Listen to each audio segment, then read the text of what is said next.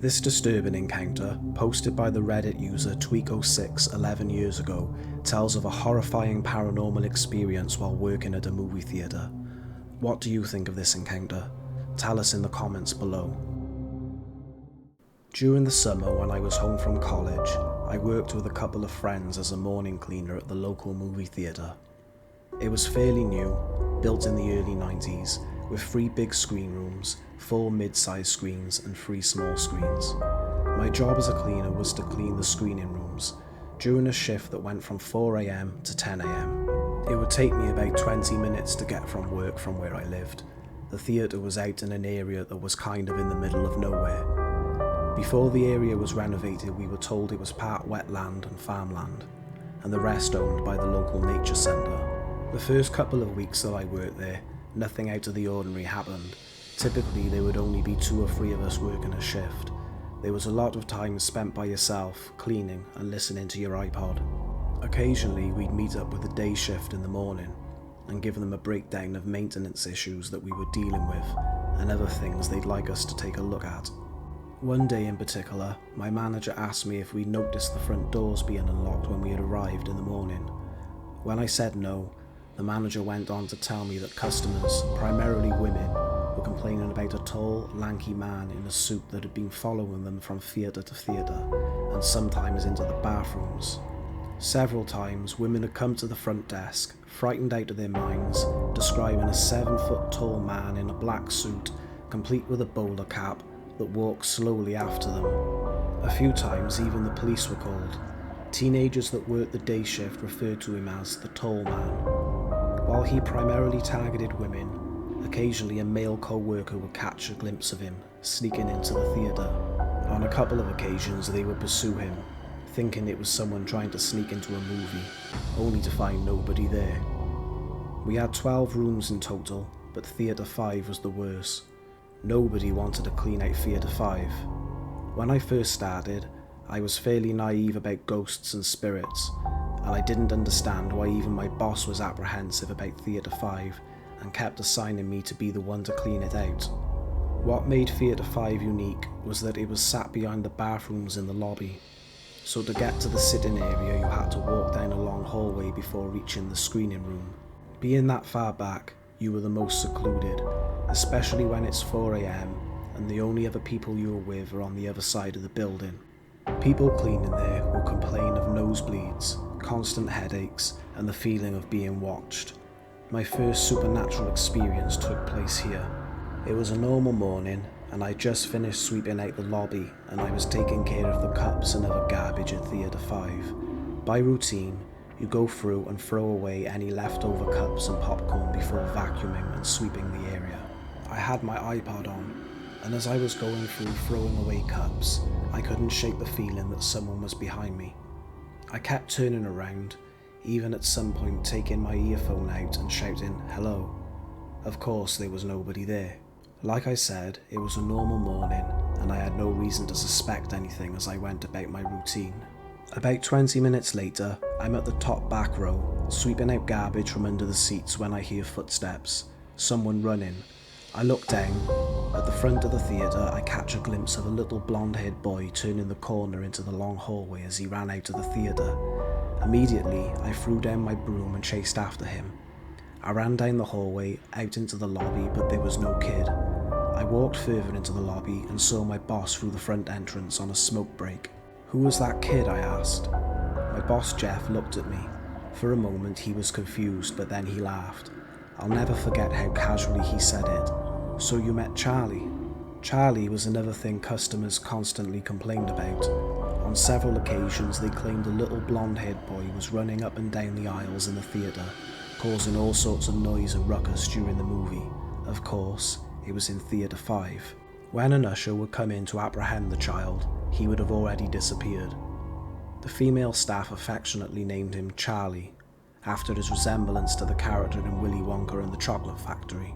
Charlie was also responsible for knocking several cans of garbage over, throwing papers around, misplacing things, and generally making being a morning cleaner a real pain in the butt. Charlie was more of a nuisance than anything.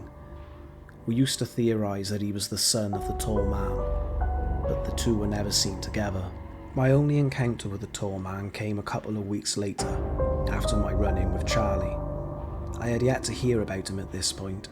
Had I known, I'd most likely would have quit sooner rather than later. Usually in the mornings, if you're the first to arrive, it's your job to walk up to the projector rooms and turn all the lights on in the theatre. This is an easy task, except the top floor of the projectors had a lot of life-size cutouts of movie characters and massive posters, and in the dark it can be a little creepy. I had done this several times before, and since I was the first to arrive, I go about turning on all the lights. The projected area itself is dark. Typically we carry a flashlight with us while going around flipping the switches. That morning I couldn't find the flashlight. We'd later find it in the garbage, Charlie's fault. So I walked through the dark hallway of projectors, flipping all the switches. I had stayed up the night prior, watching the Andy Griffith Show.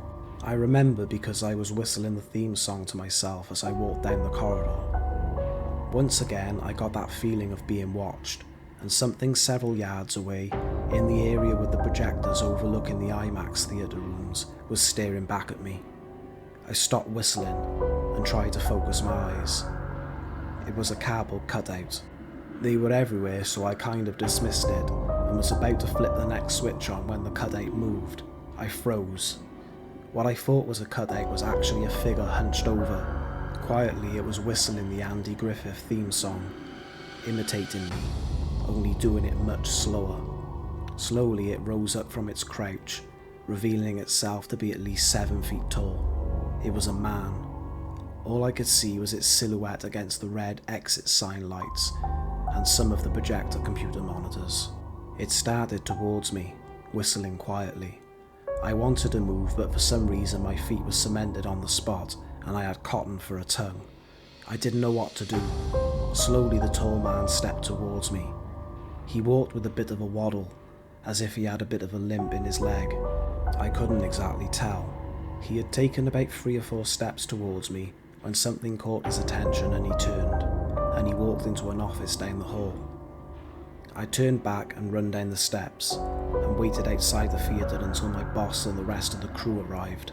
I told them what had happened and they explained that the tall man existed, but he wasn't going to hurt me. I didn't care. That experience alone was enough to make me put my 2 weeks in. This disturbing encounter, posted by the Reddit user Jersey Hard 11 years ago, tells a chilling experience of their encounter with a man who did the unthinkable right in front of them while they were painting his house. So my uncle used to work a lot when I was younger.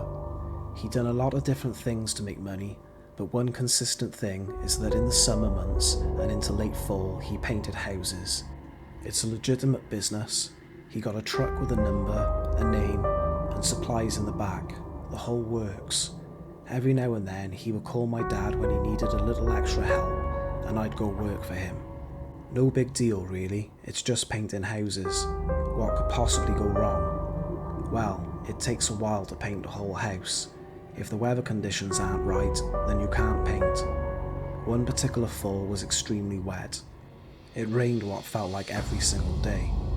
My uncle would paint multiple houses at a time, so sometimes he would get caught up due to situations like these, and I'd work a little more than usual. That was fine by me though. The job wasn't hard and it paid well. Anyway, it was a warm day for late fall, but there was still a distinct chill in the air. One that kinda penetrated through you and stung your soul. My uncle had this job to finish. It was an old Victorian house in a quiet part of town. A lady and her husband, who was an author, lived there. Due to the weather, it had taken longer than they'd expected to paint the house, and there were family issues going on at the time which further complicated things. So my uncle got a call one day from the lady who lives at the house.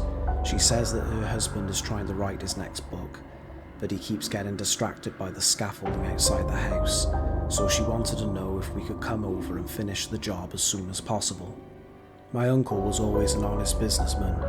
They had contracted him to do the job in midsummer, but he had lots of jobs that summer, and the wet conditions I mentioned above made it difficult to finish anything. However, these people were insistent but really polite, and not wanting to lose customers or get bad recommendations, my uncle decided to put the house at high priority. After all, it would only take a day or two to finish. So we show up to the house mid-afternoon. Like I said, it was a weird kind of chilly that day, and I also remember a really eerie calm. The day was slightly overcast, so everything was shrouded in grey. It was like the perfect setting for a mystery crime novel. So we arrive at the house, and my uncle and I move to the back. The front of the house was already done, so there was nothing left there. My uncle, being the more experienced painter, would always do the touch-ups, and I would simply apply the first coat, since it took less skill. Anyway, we get to the back of the house, and he asked me if I'm scared of heights. I was 17 at the time, and although they did creep me out a little, I didn't want to seem like a child in front of my uncle, so I told him that I wasn't. He was happy to hear that. He had me climb up the scaffold to the 3rd floor to finish the upper section of the house. There was a window up there, a small little oval one that looked into the attic. The attic also happened to be the husband's study. He would do most of his writing in there. So I'm climbing up the scaffolding, cans of paint dangling behind me, and various other paintbrushes and other tools in the utility belt that my uncle let me borrow. I get to the top of the scaffolding and set all my supplies down. I crack open a can of paint and start painting like I had a few hundred times before. Outside of the temperature, the overcast, and the eerie calm, this day was like any other. I'm working my way across the top part of the house when I get to the window that looks into the study. I bend down, dip my paintbrush, and stand back up to paint above the window. The window was in my direct line of sight, and I couldn't help gazing in. I see a man, the husband, staring back at me with a face completely barren of any emotion. I had never seen a face so devoid of feeling before. I still haven't. Of course, I get startled and take a step back. I chuckle and smile at the guy, but he doesn't smile back. Instead, while remaining completely emotionless, he draws a pistol up to his head that he was holding in his hand the whole time and proceeds to off himself, without even breaking eye contact, right in front of me, while I'm staring back at him. In utter shock, I gasp and let out the smallest scream as I step back in fear. Only, I stepped back a step too much and fell off the scaffolding. Alerted by the gunshot, my uncle looked up in just enough time to see me fall from the scaffolding from the 3rd story. I was lucky enough to land in a bush and only suffered a broken ankle and a few scratches. The biggest wounds happened in my head. I had to go for counselling for a while. It's been years since then, and I still remember the man's face. I've never forgotten it. It will always be burned in the back of my head. Looking back, I know why his face was so devoid of emotion, because he never felt any emotion at all. He literally didn't care about what he was doing. As it turns out, the man was seriously depressed and facing marital issues with his wife. Combined with a few too many nights drunk on whiskey and facing writer's block, I guess he decided he couldn't take anymore. His wife moved out of the house shortly after, and we never finished the job. To this day, the house remains abandoned, and to this day I try not to drive down the street that it's on. I'm scared that if I do, and happen to pass the backyard, I'll see the man staring back at me from the window, cold and emotionless. This terrifying encounter, posted 11 years ago by a deleted Reddit user, describes their close encounter with drowning and being saved by an unknown entity. Is this a guardian angel stepping in to save a life, or a figment of a child's imagination? Let us know in the comments below. When I was about 13, my grandparents owned a house on the waterfront. The property was on a heavily wooded peninsula, and because my grandparents lived in Florida half of the year, they allowed their obviously grown children to use the house as a sort of vacation home. The woods were littered with sizable streams that emptied out into a large body of water that the house faced, and some of these streams were deep enough in places to provide swimming holes. Relatively deep pockets of slow-moving water that was often close to the stream bank. One of my favourite such holes was about 12 to 15 feet deep and had fairly cloudy visibility if you went deeper than 3 feet under the surface. These measurements are probably off. It was at least a decade ago that this happened, and everything seems bigger when you're a child. Being a kid, I didn't think of the stupidity of swimming in such a spot. It was made even more awesome by a long rope that somebody had tied to a thick tree limb. You would swing on the rope, and once you got high enough, you'd let go and drop down into the water below. Once, my parents were taking a nap. I got it into my head that it would be a great time to go swimming, alone, and without supervision. When I arrived at the hole, I decided to challenge myself and see if I could reach the bottom. I pulled the rope back as far away from the edge of the water as I could, until I was standing on my tiptoes. Holding the rope, I ran full speed until I was airborne, and then I dropped into the water below.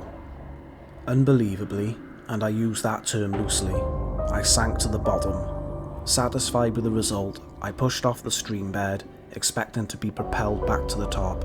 Instead, I went a few inches and was abruptly jerked back. Confused, I tried again, and again I went nowhere. Panicking, I realised that my swimming trunks had gotten caught on a submerged stump or log, but in my mind some evil creature had gotten hold of me. I desperately struggled to get free. This is the part that I remembered the most. My vision started to darken around the periphery, tunnel vision if you will. Bright spots of light were flashing in little windows of my sight that I still had. The pain in my oxygen-deprived lungs, it felt like they were on fire. I could actually feel myself starting to pass out, losing muscle control. My eyes started to roll at the back of my head. My limbs felt so heavy and I was losing the will to struggle. Then it happened. Somebody appeared through the murky water and freed my shorts from the stump. They grabbed a hold of me and carried me up to the surface. Then they were gone. There was no trace of them. A huge tear in one of the legs of my bathing suit was the only physical evidence of my ordeal. Thinking back, I'm fairly certain that this saviour entity was a product of my oxygen-deprived brain.